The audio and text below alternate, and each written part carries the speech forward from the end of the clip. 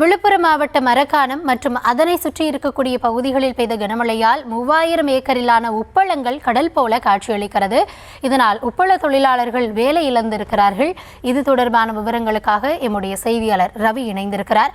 ரவி, வணக்கம். இதனால் எவ்வளவு இழப்பு ஏற்பட்டிருக்கிறது? உப்பள தொழிலாளர்கள் அவர்களுடைய தேவைகளுக்காக என்ன செய்கிறார்கள்? அவர்கள் முன்வைக்கும் கோரிக்கை என்னவாக உள்ளது? ரவி, வணக்கம். தமிழகத்தில் வடகிழக்கு பருவமழை துவங்கிய நிலையில் தமிழகம் மற்றும் புதுச்சேரியில் உள்ள பல்வேறு மாவட்டங்களில் மிதமான முதல் கனமழை பெய்து வருகிறது. இந்த நிலையில் வங்கக்கடலில் காற்றழுத்த தாழ்வு நிலை உருவானது. இதன் காரணமாக விழுப்புரம் மாவட்டத்தில் கனமழை பெய்து வருகிறது. இதனால் விழுப்புரம் மாவட்டத்திற்கு இந்திய வானிலை ஆய்வு மையம் ரெட் அலர்ட் அறிவித்தது. இந்த நிலையில் மரக்காணம் சுற்றுப்புற பகுதிகளில் கடந்த 2 நாட்களாக விட்டு கனமழை பெய்து வருகிறது.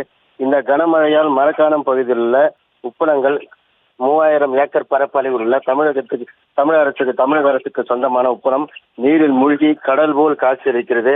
இங்கே உப்பு தயாரிக்கும் தொழில் செய்யும் ஆயிரக்கணக்கான தொழிலாளர்கள் பணியின்றி தவித்து வருகின்றனர். மேலும் இந்த நீர் வடிவதற்கு சுமார் 4 மாதங்கள் ஆகும் எனவும் அதுவரை வேலையின்றி தவித்து வருவதாகவும் தெரிவித்து வருகின்றனர்.